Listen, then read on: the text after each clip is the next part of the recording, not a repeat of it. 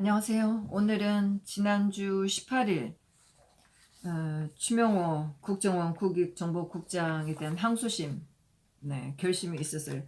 재판이 2020년 12월 17일 날 마지막 하고 우병우 수석하고 관련된 건이기 때문에 우병우 수석의 결론을 보고 판단할 수 있다. 이렇게 해서 그때 뭐 재판이 진행이 돼도 선고를 내릴 수 없기 때문에 우병우 수석의 재판을 기다리자 이렇게 하면서 재판이 중단됐던 거였어요.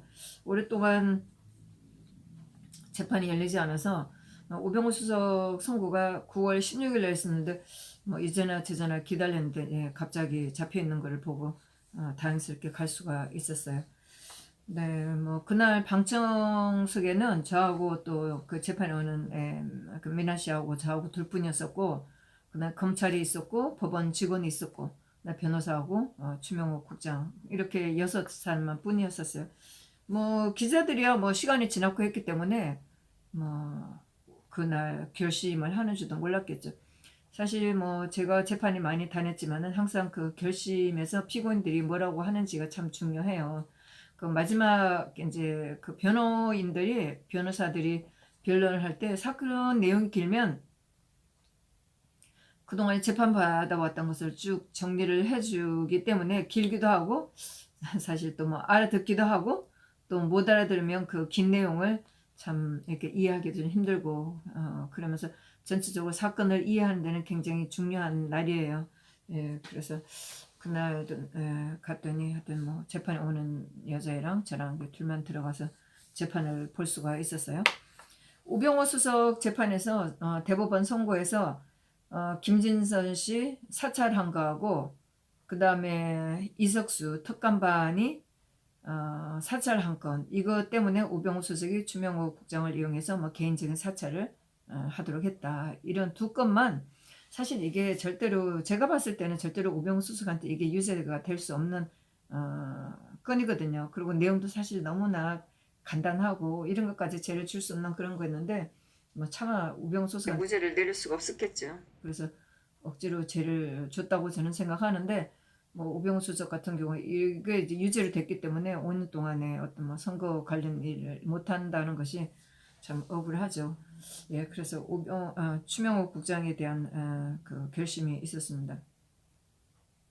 뭐 여기 보니까 뭐 그 2018년도 건데 2018년도에는 항소심이 될 때였었어요. 거기에 좀 정리된 기사가 있어요. 네, 우병우 전 청와대 민정수석관이 추명호 국장에게 이석수 당시 특별감찰관에 대한 동향 파악을 지시한 적이 없다고 주장했다. 네, 뭐 우병우 수석이나 추명호 국장이 다 없다고 주장을 하는데 뭐 우병우 수석이 2016년도에 여러 가지 좀 힘들었었죠. 그리고 뭐 아드님 그 운전병으로 갔다는 것에 대해서 좀 말들이 많았고 그래서 하여튼 이석수 특감이 우병우 수석을 사찰한 것에 대해서 뭐 우병우 수석이 거기 좀 불만을 가지고 뭐 이렇게 한 게 있다고 재판장에서 나왔었어요. 그래서 이거 가지고 근데 이석수 이 특감반도 정인으로 나왔는데 뭐 굉장히 화가 나고 씩씩대는 투로 이렇게 증언을 하고도 그랬었어요. 별로 좋게 하지는 않았었어요. 뭐 당연히 좋게 안 했겠죠. 뭐 있을 때도 뭐 좋게 한 건 아니었었으니까. 그래서 우병우 수석이 추명호 국장한테 이석수 특감반에 대해서 동향을 파악해달라고 지시한 적이 없다. 이제 두 분 다 이렇게 주장을 하는 거죠. 네, 그런 게 있었다고 그러고 그 다음에 우병우 수석 재판에서 국정원이 통상적으로 제공하는 정보를 수동적으로 받았을 뿐이고 추명호 국장한테 어떤 일을 시키지 않았다. 받았던 게 없다. 이렇게 하면서 자기의 재판에 대한 것을 부인을 했다고 이제 우병우 수석 관련된 기사에 그렇게 나와 있었어요. 뭐 다들 재판들이 똑같으니까요. 똑같은 거를 가지고 항소심에서 갈라졌어요. 네, 1심에서 같이 받고 있다가 그다음에 문화체육관광부 공무원과 정부 비판 성향 교육감 등의 사찰 뭐 이것도 뭐 블랙리스트를 하면서 이렇게 또 재판받는 거였었어요.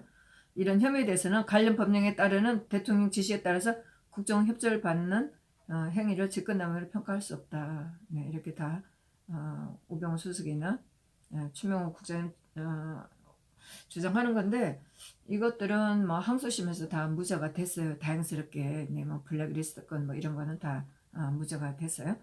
예, 그러면서 여기 미흡하게 수집한 증거로 보이는 것들이 있다. 수사 기록을 전체적으로 검토한 후에 확실하게 여기를 말하겠다. 예, 변호인이 이렇게 얘기했어요. 네, 뭐 검찰들이 주장하는 것에 대해서 뭐 변호인 측에서도 이렇게 주장을 했겠죠. 그러고 나서 이거는 아마 같이 재판을 받을 때, 요 재판 받고 나서 이제 세 사람이 뭐 최윤수 국정원 차장, 그다음에 추명호 국장, 우병우 수석 항소심에서도 한 번인가 두 번 이렇게 같이 받고 있다가 뭐 자기 뭐 추명호 국장 같은 경우에는 뭐 자기네 그 권리를 위해서 나는 달라 분리를 해달라 뭐 이렇게 했다는 얘기가 있었어요. 사실 그때 제가 재판들을 우병우 수석 재판에는 여러 사람들이 들어갔기 때문에 제가 거기까지 가지는 못했었어요. 뭐 그 우병우 수석 재판에는 다른 사람들이 많이 들어갈 수 있었고 저는 뭐 그 당시 박 대통령 재판이나 블랙리스트나 화이트리스트나 뭐 다른 중요한 재판들이 많았기 때문에 뭐 그런 재판에는 사람들이 없죠. 그래서 저는 거기를 갔었고 오병호 수석 재판에는 그래도 이제 뭐 방청석에 정말 내 편이 있다. 참 이런 거는 뭐 제가 생각해도 참 든든하잖아요. 방청석에서 내가 정말 억울한 재판을 받고 있는 이것을 내 혼자 받는 것보다는 정말 내 억울한 거를 봐주고 내 편이 돼줄 수 있는 사람들이 있다 하면 참 힘이 돼줄 수 있다고 생각했기 때문에 우리가 재판에 뛰어다녔었고 우병우 수석 재판에는 고정적으로 오는 분들이 몇 분 있었어요. 그래서 제가 거기는 다 가보지를 못했었어요. 예, 그래서 추명호 국장도 공직자 민간인 사찰 의혹과 관련돼서 혐의를 대체로 부인했다. 뭐 당연히 뭐 그랬죠. 근데 뭐 우병우 수석 재판에서는 이게 다 무죄가 났으니까 다행이죠. 네. 그래서 여기서 추명호 국장 입장에서는 사찰 관련 보고서가 작성된 뒤에 네. 뭐 국정원에서는 이렇게 대처를 하는 거죠. 중요한 인물들에 대해서 이런 걸 하는 거가 있다고 뭐 국정원 뭐 중앙정보부가 생긴 이래로 이런 일을 해왔는데 박 대통령 사건이 되면서 전부 다 국정원에서 이런 일을 했다고 하는 것을 뭐 정치 개입했다 아니면 직권남용을 했다 하고 전부 다 지금 다 기술하고 잡아는 그런 상태죠. 그러면서 원장, 차장, 국정원장 또 뭐 이런 뭐 각 부서에 차장 결재가 이루어지고 우병우 수석에게 우병우의 보고된 사실자체를 인정한다. 당연히 뭐 청와대에 있는 뭐 하고 라인하고 연결이 됐기 때문에 뭐 이런 보고서를 줬다고 그러는데 이걸 가지고 뭐 직권남용을 했다 이제 이렇게 뭐 혐의를 씌운 거였죠. 그러면서 주명호 국장이 국정원 직원들에게 관련 정보 보고를 요구하거나 요구한 행위가 직권남용에 해당하는지 짚어봐야 된다고 주장했다. 네, 우병우 수석도, 네, 뭐 우병우 수석, 추명호 국장도 다 직권남용으로 지금 걸려 있는 거겠죠. 네, 다시 한번 확인 좀 하겠습니다. 네, 뭐 추명호 국장 같은 경우에는 국가정보원법 위반, 네, 우병우 수석 같은 경우는 직권남용으로 기소가 됐고, 뭐 추명호 국장 같은 경우는 국가정보원법 위반이라고 하는데, 뭐 이런 보고서를 만들어서 뭐 우리 상관에게 보고했다는 이런 걸 가지고 이렇게 엮은 거죠. 아마도 이 기사는 항소심 되면서 했던 그 첫날이 아마 기사였던 것 같아요. 그래서 추명호 국장이 방어권 행사를 위해서 우병우 수석하고 분리를 해달라 뭐 이렇게 요청을 했다고 기사가 되어 있네요. 이날 뭐 검찰이나 변호사인 측에서 뭐 별다른 의견이 없다. 그리고 새롭게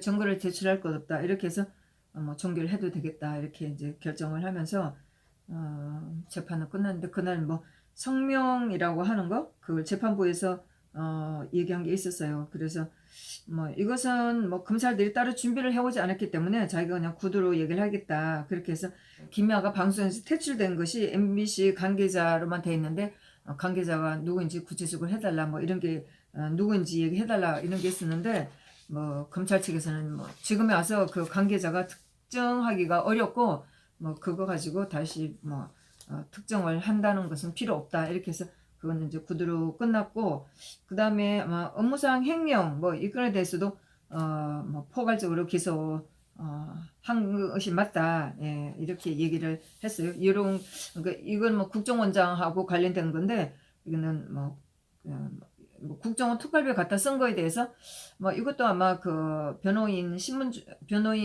진술 중에 나왔었어요. 네, 국정원에서 돈을 받아가지고 청와대에 걷는 것은 국정원장이 지시로 의해서 한 거다. 뭐 추명호 국장이 이렇게 자기 입장을 표명한 게 있었어요.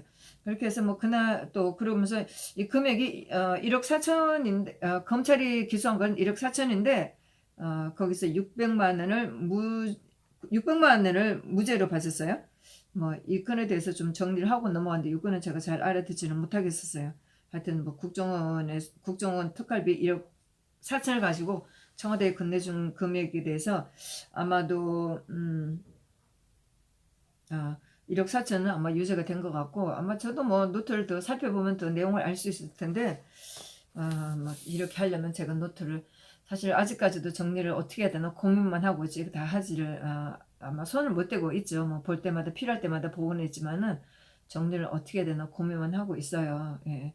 그래서 조금 더 제가 노트를 본다면 제가 뭐 자료가 좀 정리가 돼 있을 텐데 뭐 지난주 18일 날 재판 본 거를 가지고 제가 설명을 다 처음부터 끝까지 다 하기는 좀 어렵지만은 하여튼 뭐 국정원에서 가지고 온 1억 4천에 대해서 600만 원은 무죄로 내렸는데 뭐 검찰에서는 뭐 1억 4천 전부 다 유죄로 하고 싶었겠죠. 이런 것에 대해서 이제 좀 정리가 좀 있었고, 네.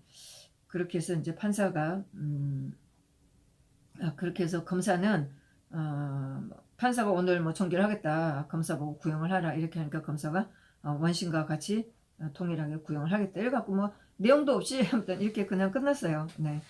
아마 뭐 실제로 추명호 국장이 징역 2년에 자격정지 2년을 받았는데 검찰에서는 제가 또 더 받았겠죠. 그리고 자료를 또 보니까 2017년도 국회에 나와서 증언한 게 있었어요. 여기에서 국회에서 증언 감정 등에 관한 법률 위반 이 건으로 12명이 기소가 되는데 제가 이 재판에 가긴 했었거든요. 근데 물론 뭐 그 당시에 좀 몇 명이 안 나온 분도 있었지만 여기에 추명호 국장도 여기에 들어가 있네요. 그게 우병우 수석, 이성한, 네, 미르재단 그 관련, 그 다음에 김장자 씨, 이분은 우병우 수석의 장모예요. 그 다음에 안봉건, 이재만, 윤전추, 한일은 누군지 모르겠어요. 박지용 씨, 이분도 그 삼성 승마 관련인가 뭐 그럴 거예요. 그 다음에 김경수, 그다음 박상진, 예, 삼성 승마, 그 다음에 추명호 씨, 정매주 씨, 네, 이렇게 11명 받고 있는데 이렇게 국회 증언 감정 등에 관한 법률 위반은 각자 이분들이 전부 다 기소가 됐어요. 그래서 자기들 재판에 자기네 재판 1심은 하고 항소심으로 가서는 전부 다 자기 재판으로 다 가서 이 건은 재판을 받았었어요. 근데 추명호 국장도 있는데 아마 추명호 국장은 제가 기억은 안 나는데 이 건은 아마 무죄를 이 건은 제가 기억이 안 나요. 근데 뭐 국회에서 정한 감정 등에 관한 법률 위반은 거의 다 아마 제가 보니까 우병우 수석 장모는 1심에서 1,000만 원 벌금 받은 걸로 제가 잘 기억을 해요. 근데 다른 분들은 거의 아마 무죄를 받게 됐었을 거예요. 그래서 이 건은 그렇게 걱정하지는 않고 우병우 수석도 네, 이거는 무죄를 받았었어요.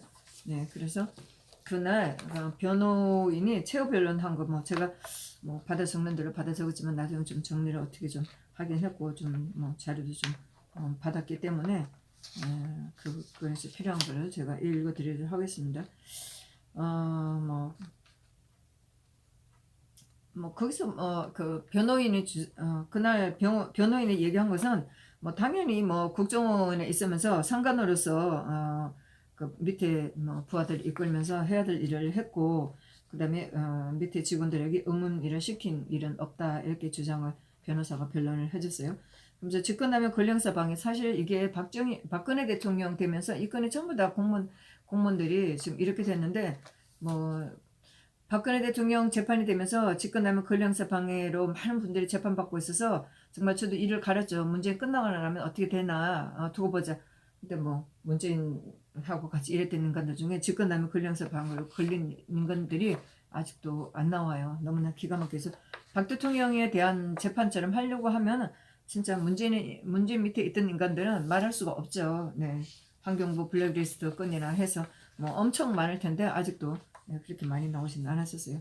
네, 집권하면 권력사 방해 이것은 뭐 여기에 대한 정의를 좀 내렸었고 직권을 가진 공무원의 사사로운 직권을 남용하는 것을 처벌하기 위한 것으로 그 다음에 인권 침해나 폭행 또는 협박에 준하는 것으로 평가할 수 있는 강요행위, 네, 어쩔 수 없이 하는 강요행위에 대해서 처벌하는 것이 마땅한데 우병수석 같은 경우는 직원들에게 이런 파렴치한 강요행위를 한 사실이 없다 이렇게 변호사가 주장을 했어요.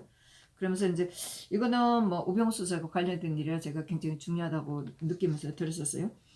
상간의 사적인 지시를 받아서 뭐 우병우 수석이 이석수 감찰을 특감반을 사찰하게 한 것이 뭐 개인적인 사찰하도록 했다. 사실 이렇게 해서 이게 우병우 수석 항소심에서 이게 좀 죄가 됐어요. 개인적인 일을 사찰하게 했다. 이렇게 했기 때문에 추명호 국장 재판에서도 요건은 사실 뭐 어떻게 될지 좀 검증스러워하는 편이에요. 그래서 상간의 사적인 지시를 받아서 사적인 이익을 위해서 이거 뭐 개인적인 이익을 위해서 한 건 아니니까 업무를 처리한 사실도 없다 이렇게 주장했고 또 피고인이 국정원 해당 부서장으로서 마땅해야 될 일을 한 거라고 생각을 했고 그렇게 하도록 충실하도록 했다 이렇게 또 변호인이 변론을 했어요. 그러면서 국정원의 부서장으로서 소속 직원들의 행위가 국정원의 직무 범위 바뀌어서 또 만일에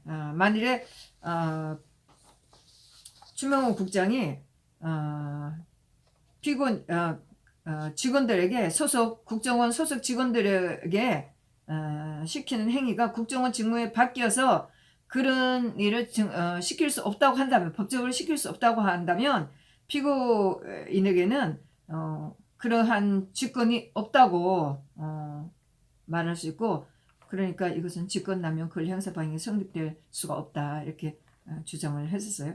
그러면서 또 만일에 피고인의 행위가 정당한 권리 이외에 위법한 행위를 할 경우에 일지라도 국정원 부서장님 피고인의 행위는 자신의 직무 권한에 속하는 사항에 관하고 실무 담당자로 하여금 직무 행위를 보좌하는 사실 행위를 하도록 한 것이므로 그러한 지시를 하였더라도 피고인 자신의 직무 집행으로 기결될 뿐이므로 의무 없는 일을 하게 한 때에 해당한다고 할 수 없다. 그래서 직권남용이 될 수가 없다. 이렇게 얘기를 했었어요. 네, 그러면서 또 상관으로서 피고인이 이 사건에 행위 공범으로 기소됐던 우병우 수석이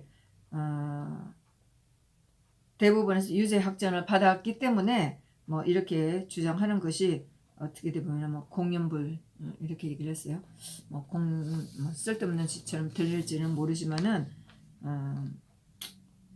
그러나 뭐 피고인과 또 변호인 입장에서는 억지가 아니고 객관적인 사실의 객관적인 실체적 진실과 그에 합당한 법리에 기초한 것이라고 주장을 한다. 이렇게 얘기를 했었어요.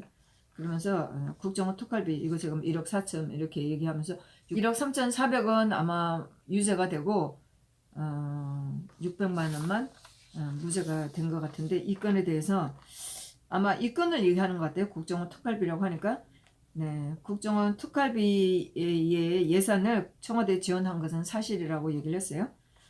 그렇지만 이것은 사용 권한을 가진 국정원장의 지시에 따른 것으로 피고인이 이를 개인적으로 이용한 것은 아니다. 국정원장의 통사적인 안보 예산 집행으로 생각하고 그 지시를 따랐을 뿐이다. 참 이거 국정원 특활비는 정말 유별나게 박근혜 대통령에서만 지금 문제가 되고 있는 거죠. 네. 뭐 문재인 지금 정권 하에서 국정원 특활비가 어떻게 사용되고 있는지는 정말 조사를 한다면은 상상할 수도 없을 거예요. 뭐 문재인이 되고 나서 국정원 특활비라는 항목이 안보비로 바뀌었어요. 안보비라고 하면서 어떻게 이용을 했는지는 정말 상상을 초월할 겁니다. 그래서 추명호 국장이 한 것은 국정원장의 통상적인 안보 예상 집행으로 생각을 해서 그 지시를 따라서 청와대에 지원을 했다. 이렇게 주장을 했어요. 그래서 이런 거에 대해서 어떤 이익을 취한 것도 없고 또 의사를 뭐 이런 이익을 취할 의사도 없었다. 이렇게 얘기를 했었어요. 그래서 특별활동비를 횡령행위로 평가한다는 것은 정말 어렵다. 이렇게 주장을 했습니다.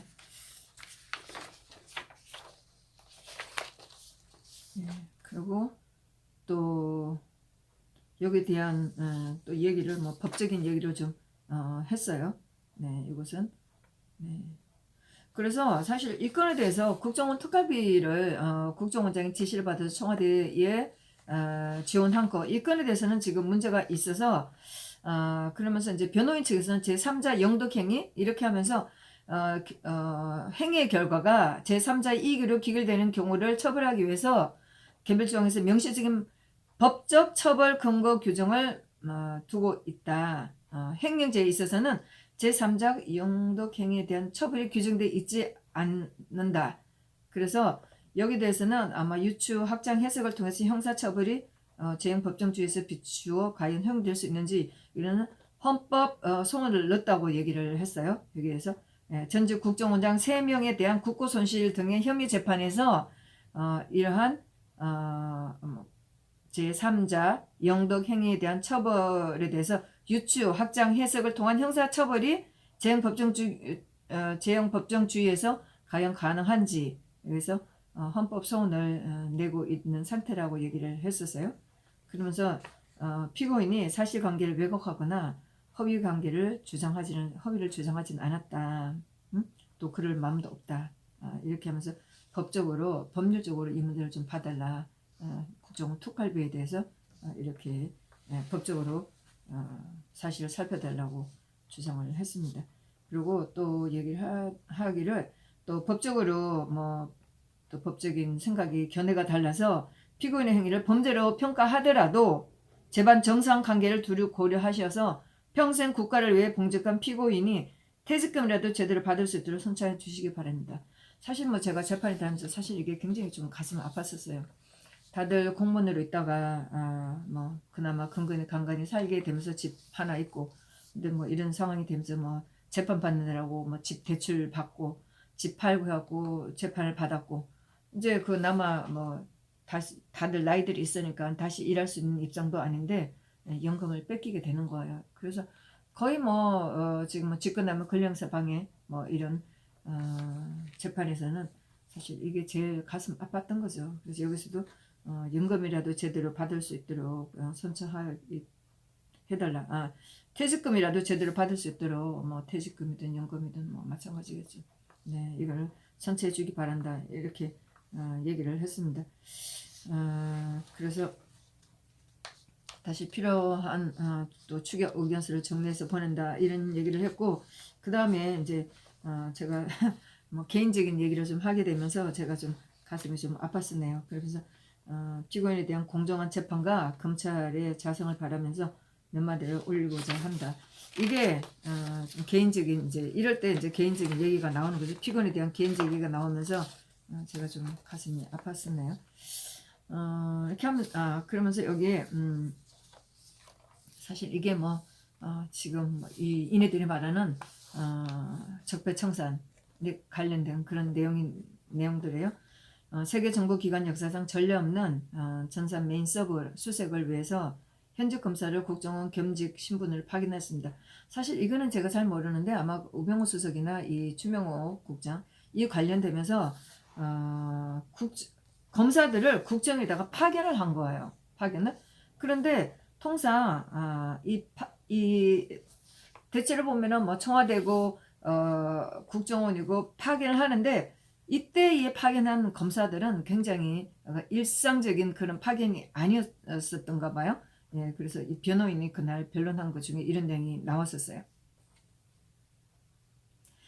전산 메인 서버를 수색을 위해서 현직 검사를 국정원의 겸직 신문으로 파견하였습니다. 네. 국정원에 통상적으로 파견하는 게 아니고 일부러 현직 검사를 국정원 겸직 신분으로 하면서 파견했었어요. 파견 검사들이 소위 국정원 적폐청산 조사를 주도한 것은 이 검사들이 국정원에 파견해서 메인 서버를 수색을 하도록 하고 이 사람들이 적폐청산이라는 재판을 했다는 거예요. 말이 안 되는 거잖아요. 이게 윤석열이가 이 짓을 한 거예요. 이러고 나서 자기가 법치니 정인 이렇게 중얼거리고 있는 거예요. 파견 검사들이 소위 국정원 적폐청산 조사를 주도한 것은 검찰의 국정원 압수수색 논란, 국정원 내부 반발과 원장 등 지휘부 면담 등을 회피하면서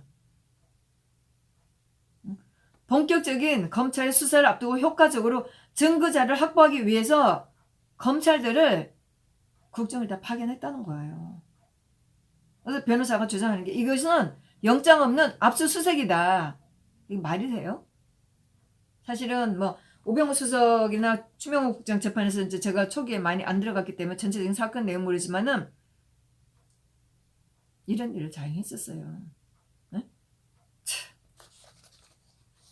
이렇게 마지막에 뭐 마지막 재판이 들어가면 전체적으로 그동안 했던 재판에 대해서 굉장히 많이 이해를 할 수가 있죠.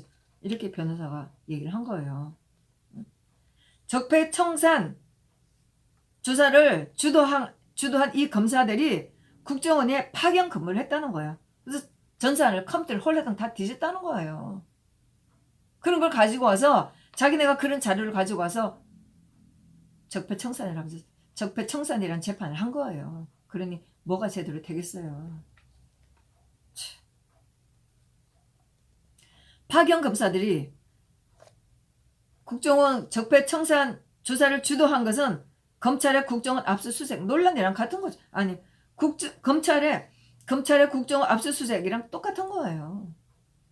그러면서 국정원 내부 반발과 원장 등 지휘부 면담을 회피하면서 검찰에서 파견을 했으니까 국정에서 꼼짝 못하고 협조할 수밖에 없죠.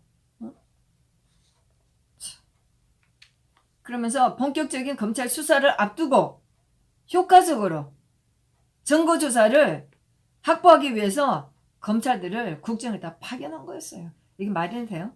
사실 제가 그날 이걸 들으면서도 정말 기가 막히다. 이거 제가 재판을 들으면서 지금까지 정말 제가 이래서 재판에 가서 이걸 들어야 되겠다 이렇게 얘기하는 거죠. 이런 말도 안 되는 이런 재판을 누가 알겠어요.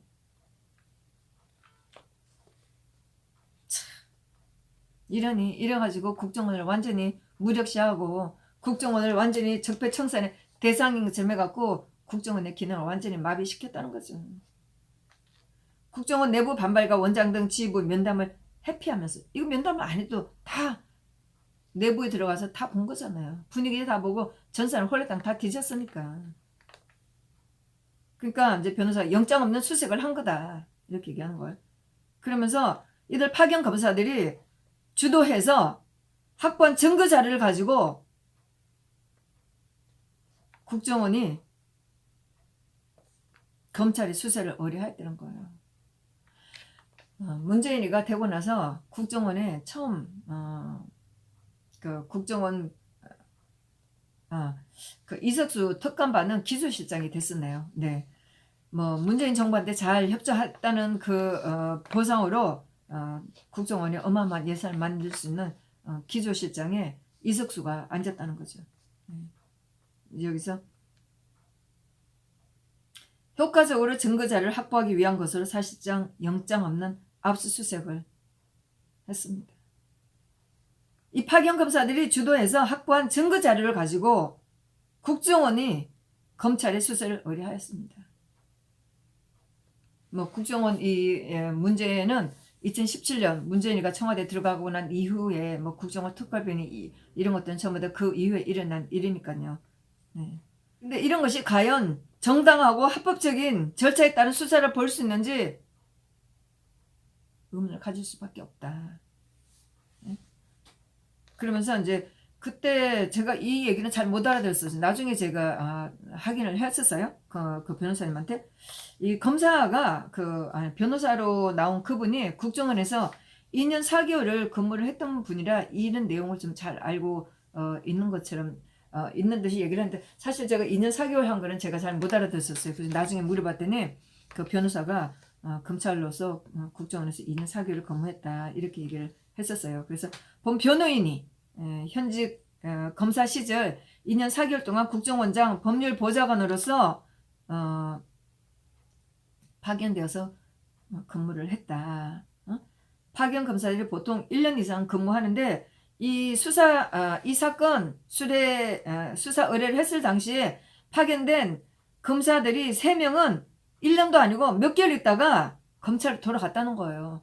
그러니까 굉장히 의도적인 국정원의 검찰들을 파견을 해서 국정원의 서버를 컴퓨터를 홀라당 다 뒤지고 분위기 다 보고 직원들 분위기 다 보고 이렇게 해서 자료를 압수한 거나 마찬가지로 이 자료를 빼갔다는 거예요.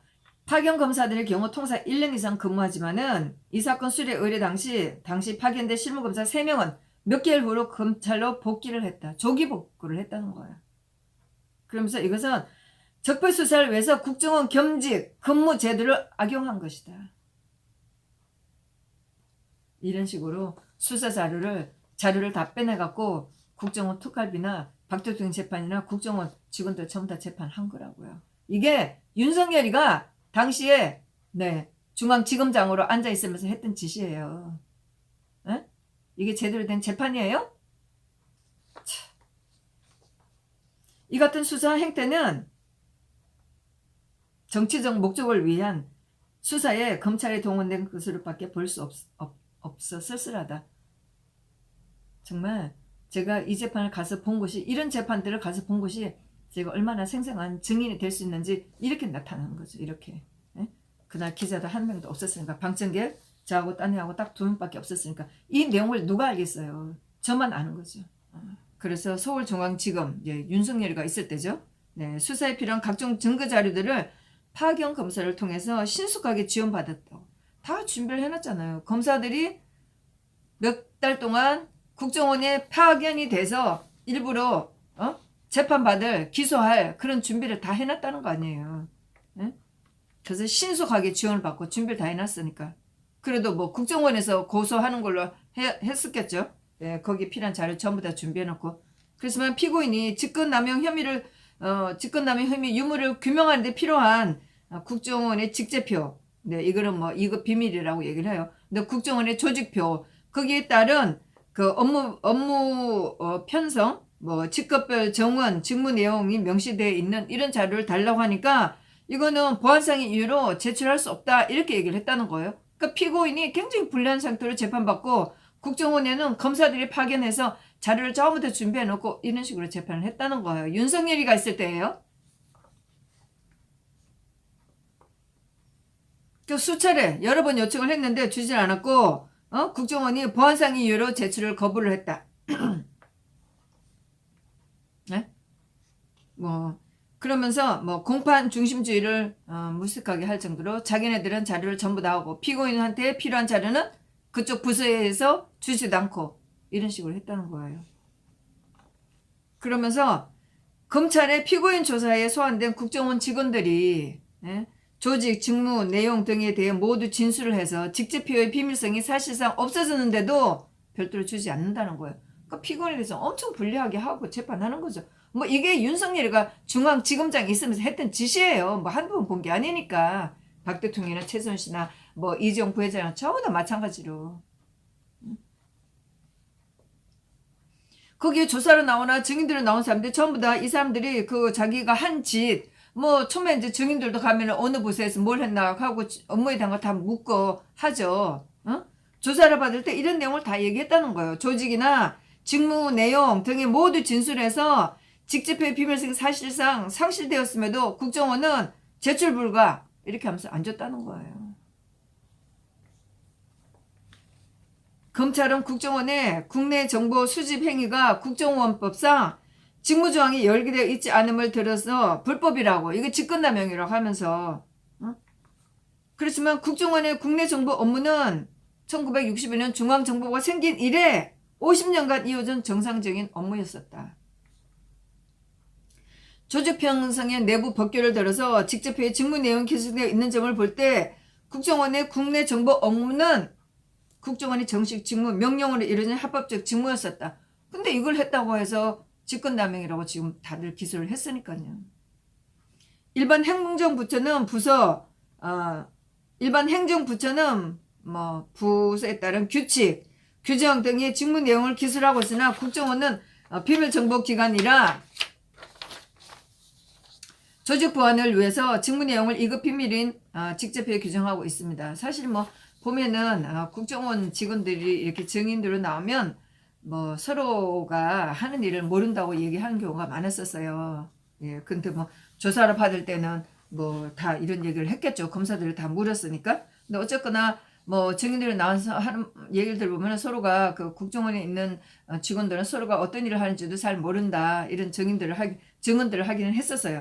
이러한 국내 정보 업무는 과거 군사정부나 뭐 보수정권 뭐 김대중 노무현 때도 다 일을 했었고 뭐 정도의 차이는 있으나 이게 만일에 불법이라면 뭐 이게 정도의 차이는 있으나 아무런 불법 논란 없이 이런 일을 정상적으로 해왔다는 거예요. 그리고 노무현 때 민정수석으로 했던 문재인이도 국정원으로부터 국정원이 수집한 생생한 첩보를 금정 분석 과정도 거치지 않고 직접 보고받았는데 나름 도움이 됐다고 자기가 쓴 책에도 이 얘기를 했다는 거예요. 한국의 안보 상황이 남북 간 대립하고 간첩들도 있고 했으니까 대체로 주요 인물에 대해서는 뭐 어떤 위험에 노출되지 않을까 해서 사찰할 수도 있었고 중요한 인물들이 어떤 행동을 하는지 뭐 한국 상황이 비춰보면은 뭐 지금까지는 그런 일들이 있어 왔었잖아요. 제가 옛날에 대사관 다닐 때도 대사가 중앙정보부에서 산하에 와 있었어요. 예. 그렇듯이 뭐 대사관에서 어떤 일이 일어나는지도 살폈고 뭐 대사관에서 어떤 일이 일어나는지도 살폈고 뭐 또 뭐 직원들의 동향이나 이런 것도 수집을 해서 그래서 제가 그 대사관에 근무할 때 거기 좀 이제 고참인 분이 사실 우리가 웃고 하는 것도 정보원들한테 다 정보가 된다고 얘기를 했었어요. 그렇게 정보원들이 다니면서 중요한 건물이라든가 아니면은 대사관에 다 사람들이 나와 있었어요. 나와 있는다고 하더라도 상주하는 건 아니었지만은 수시로 들러가면서 동향을 파악을 했었어요. 그랬는데 이렇게 해왔는데 이걸 가지고 불법이라고 하고 있는 게 지금 박근혜 대통령 때 사람들한테 전부 다 이렇게 뒤집어 씌운 거예요. 문재인이도 국정원에서 만든 자료를 이렇게 받았으면서도.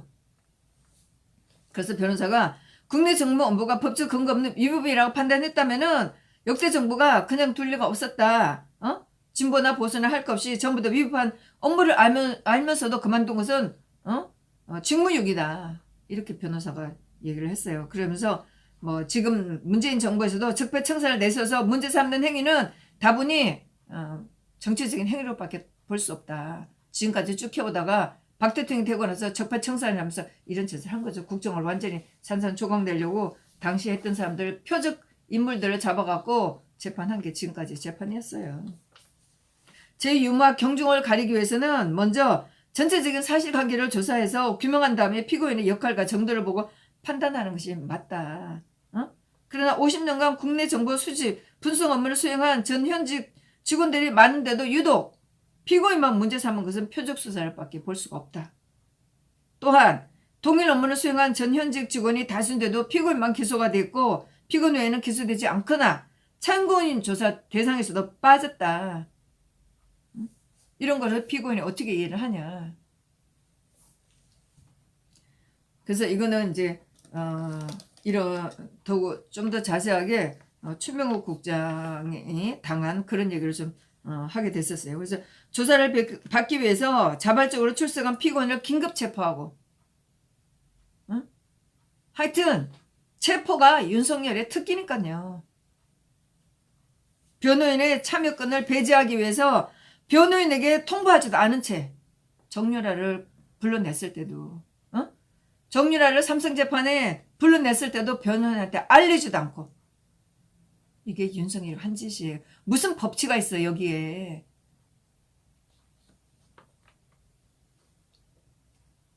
변호인의 참여권을 배제하기 위해서 변호인에게 통보도 하지 않은 채 피고인의 소환조사를 시도했고 정유라한테도 했었잖아요. 이런 짓을 했었잖아요.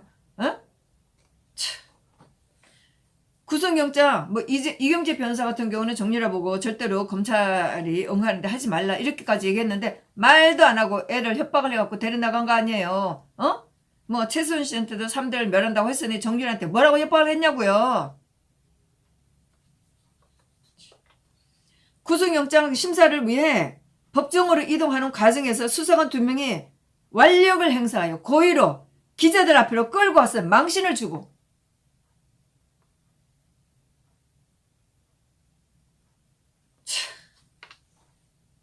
조국이 재판되면서 이런 거 봤어요?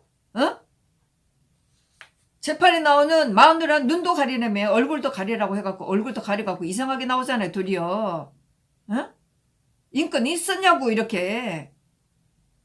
진짜 뻔뻔한 놈이 어떻게 저런 윤석열을 알면 알수록 정말 윤석열 절대로 안 되는 거예요. 도대체 이런 재판하고 나서 자기가 무슨 인권이라고? 진짜 지 마누라 걱정을 해? 나쁜 놈이지.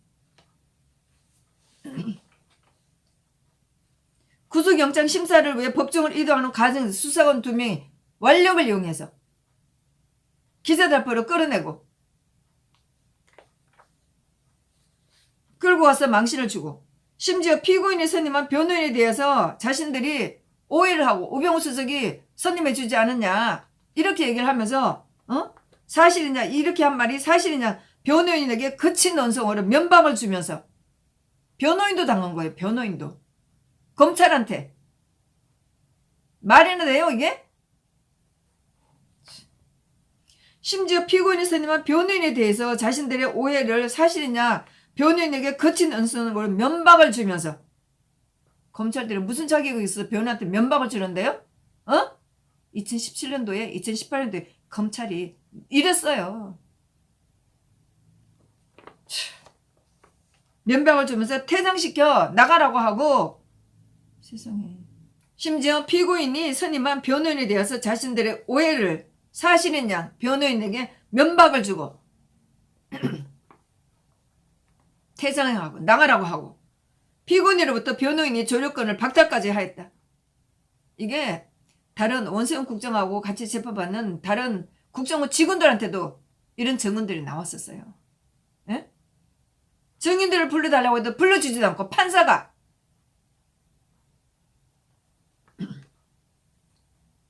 근데 추병호 국정원장의 변호사는 검찰에서 국정원에 파견된 경험도 있고 해서 뭐 그 국정원의 분위기도 알고 또 검사들이 어떻게 일하는지 잘 알고 있는데 그러니까 알아서 그런지 모르지만 여기에서 피고인으로부터 피고인이 변호사한테 조력을 받을 도움을 받을 그런 기회도 박탈해버리고 변호사를 쫓아내고 이지랄로 재판한 거야 윤석열이가. 검찰 수사 과정에서 조사 내용 및 사실관계와 거리가 먼 온갖 루머들을 사실에 언론인 양 도배를 하게 하고 언론 폴로이를 통해서 국민적 공분을 일으키게 하고 피고인을 개망신 주고 인격살인하고 2010년부터 지금 어떻게 했어요? 최순실이나 박 대통령이 완전히 인격적으로 완전히 이렇게 파탄시키고 그 이외에 있는 사람들 전부 다 이런 식이에요. 뭐 조윤선 장관이나 블랙리스트나 화이트리스트 전부 다 이런 식이야. 법이 어디 있어 이때. 그러니까 문재인이가 윤석열을 중앙지검장을 앉힌 거 아니에요? 그러니까 아주 5단계를 건너뛰어가고 중앙지검장을 앉혀놓으니까 기세가 등등해하고 이지랄 한 거 아니에요. 검찰은 그 언론 보도를 신성한 법정에 증거로 제출하고 한두 번이 아니에요. 검찰들이 이지랄이야. 지네들이 억지로 만든 소문을 자기네들 뿌린 걸로 해서 언론에 엉터리 기사가 나게 하고 그걸 가지고 검찰에 그걸 가지고 다시 법정에 증거로 제출하고 이게 윤석열이가 한 짓이에요. 똑바로 알아요.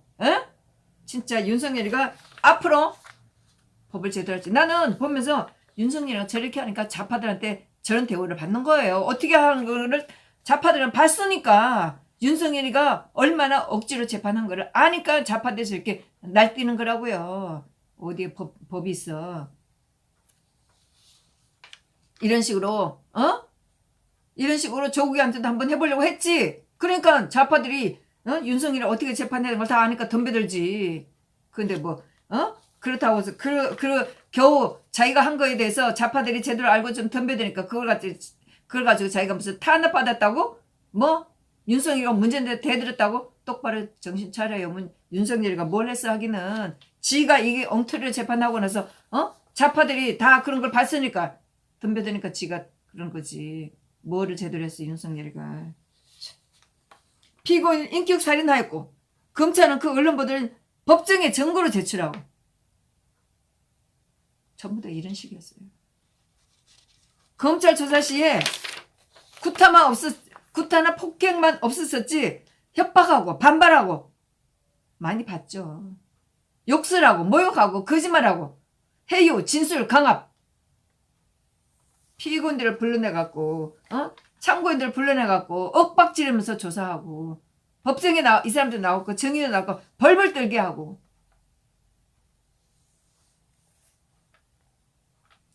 실제로 폭행은 없었을 뿐이지 협박하고 반말하고 욕설하고 큰소리치고 모욕하고 거짓말하고 해요, 진술, 강압.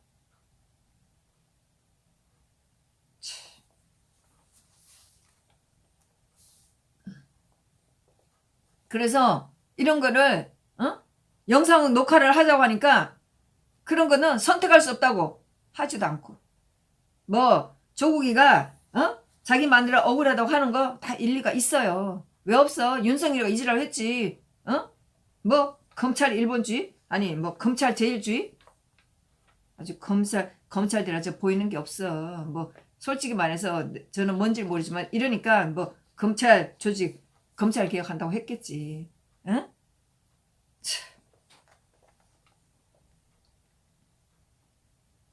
영상 녹화 조사를 희망했으나 선택권이 없다고. 그리고 이런 검찰의 형태가 과연 정당한 것인지. 그래서 뭐 진술 거부권은 이러한 검찰에 저항하기 위해서 피고인 행사를 할 수 있었던 마지막 권리였습니다. 사실 제가 이 말은 잘 못 알아듣고 나중에 물었어요. 너무나 억울해서 변호사가 추명호 국장한테 진술 거부하라고 시켰다고 그러더라고. 경찰이 이런 짓을 했어요. 윤석열 사단이 이런 짓을 한 거예요. 정말 저게 청와대를 차지하고 나서 사람들 뭘로 알지? 법이고 뭐고 전부 다 지 말 한마디로 검찰이 전부 다 쥐고 앉아고 사람들을 아주 개돼지 취급할 거라고요. 진짜 정말 2017년도에 재판들이 어떻게 했는지 정말 생생하게 기억을 했고 또 생생하게 기억을 되살릴 수가 있더라고요. 정말 재판에 나온 사람들이 너무나 힘들었고 진짜 재판 보는 우리도 굉장히 무서웠었죠. 정말 아주 살벌했었죠. 그 당시에 재판들이. 죄인도 아닌 사람들이 죄인처럼 해가면서 도대체 뭐가 어떻게 돼가는지도 모르고 그런 재판을 받고 있으면서 완전히 주눅이 들어갔고 겁에 떨면서 그러면서 검찰은 온갖 색칠을 통해서 피고인을 소위 전대미문의 사악한 악마로 만들었습니다. 아시잖아요. 언론들이 얼마나 사람들을 개망신 주고 덩신 머저리 취급하고 박근혜 대통령이랑 하면서 얼마나 악마처럼 했는지 얼마나 나쁜 짓을 했는지 지금도 뭐 우병우수석 나오면은 욕들이 많잖아요. 전대미문의 사악한 악마로 만들었습니다. 그러나 변호인이 기억하는 피고인은 융통성이 다소 떨어지고 일밖에 몰랐던 사실 이런 얘기할 때는 정말 눈물 나죠. 판사한테 마지막으로 정말 진심 어린 호소를 하는 거예요.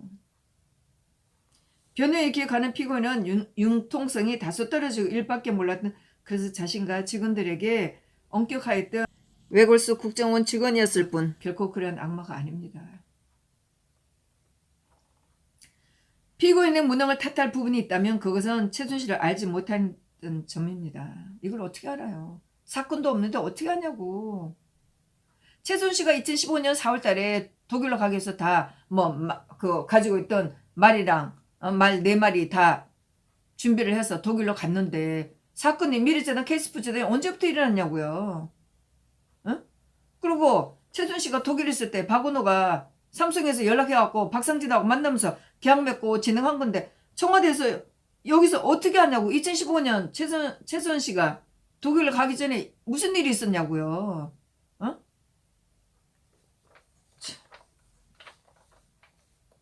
2016년도에 미르재단 캐스프재단 설립돼가고 발표했을 때 아무 문제 없었는데 그 전에 최순실가 한국에도 있지도 않았는데 어떻게 최순실이 무슨 뭐를 알아서 보고를 하고 이걸 막았어야 되냐고요.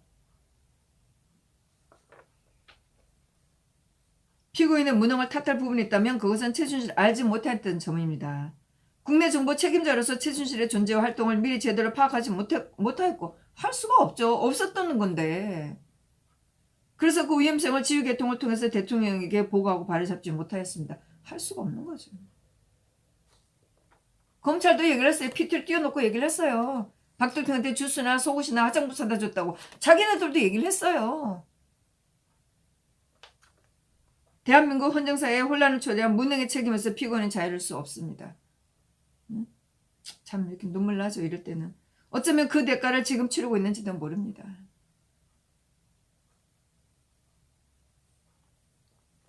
그 뭐 재판에서 그리고 마지막 하는 그래서 뭐 법리와 정의와 법리에 따라서 재판을 잘 해달라 이제 이런 얘기를 하고 끝냈는데 추명호 씨의 최후 진술도 곧 따로 올리도록 하겠습니다. 정말 이 재판이 굉장히 시간이 많이 걸렸죠. 별 내용 자체는 그렇게 뭐 복잡하지 않은 거였는데 뭐 우병우 수석하고 걸리면서 이렇게 좀 시간이 걸렸죠. 이제 뭐 이렇게 2017년도에 정말 강풍이 몰아칠 때에 재판을 받았던 그런 재판들은 거의 다 끝났고 뭐 문영표 홍완선 씨 재판은 대부분을 가있지만 못하죠. 문재인이가 이건 못해요. 이거는 이제 세월이 나중에 흘러서 뭐 얼마나 흐를지 모르지만 이거 때릴 수가 없어요. 만일에 이거를 제가 있다 그러면은 엘리엇이 파고들겠죠. 엘리엇이 자기네가 손에 넣은 거 삼성물산하고 제일모직하고 합병한 것이 문제가 있다 이렇게 된다면은 엘리엇이 주장이 맞는 거니까 뭐 조에 가까운 아니 몇 조가 될지 2조가 될지 이 정도의 배상금을 물어줘야 될 것이고 죄가 없다 삼성과 제일모직이 삼성물산과 제일모직이 합병한 것에 대해서 문제가 없다 이러면 박 대통령 죄가 없는 거죠. 응? 못 때려요 이거는. 그리고 블랙리스트 건 이거 재판 아직 안 내고 있어요. 이거 직권남용 권리행사 방해인데 이거 아직 재판 못 내고 있어요. 이거 뭐 대충 하겠죠. 뭐 직권남용 권리행사 방해를 갖고 뭐 유죄 때린 것도 있으니까 이것도 죄를 때리겠죠. 박대통령 재판이 다 끝났으니까 뭐 이게 무죄든 뭐 유죄든 무슨 상관이에요. 어쨌든 이 재판 어떻게든 끝나겠지만은 뭐 전체적으로 전부 다 무죄를 못 때리겠죠. 그러니까 저렇게 재판을 못 하고 있는 거죠. 그렇게 해서 2017년도에 박 대통령 탄핵이 되면서 시작했던 그런 재판들은 아마 이것이 추명호 국장의 재판이 뭐 최윤수 씨 재판도 있어요. 이분도 항소심 해야 되는데 이분도 뭐 추명호 우병우 수석, 추명호 국장 또 최윤수 차장 이렇게 했는데 이분의 혐의는 좀 간단했어요. 그래서 큰 문제는 되지 않을 것 같고 이분은 벌써 작년부터 삼성의 준법위원회 거기 들어가서 일하고 있는 걸로 알고 있고 뭐 소문에 의하면은 뭐 이재용 부회장이 구치소에 있을 때 뭐 이분만 만났다 이런 소문이 들리더라고요. 뭐 그거는 뭐 제가 소문이니까 하여튼 뭐 누군가 그런 말을 했어요. 그래서 아마 이분이 그래도 뭐 삼성 준법위원회에서 뭐 중책을 맡고 있구나 저는 느낌상 그렇게는 했는데 뭐 그 내용은 모르죠. 하여튼 그럴 정도로 이분은 작년에 삼성의 준법위원회로 들어가서 변호사 일을 하고 있어요. 예. 근데 이제 여기서 말한 것처럼 어쨌든 이분이 퇴직금 아니면 뭐 연금에 이거를 받을 수 있을 정도로 제가 나오지 않아야 될 텐데 이제 우병우 수석하고 관련된 두 건이 있으니까 우병우 수석이 두 건이 제가 됐기 때문에 뭐 이분한테 어떻게 줄지는 모르겠어요. 어쨌든 뭐 어떤 제가 좀 많이 감해져서 이분이 정상적인 그런 생활을 할 수 있으면 좋겠다는 그런 생각을 합니다. 선고는 1월 13일 오전 11시에 선고하기로 이렇게 했습니다. 네, 감사합니다.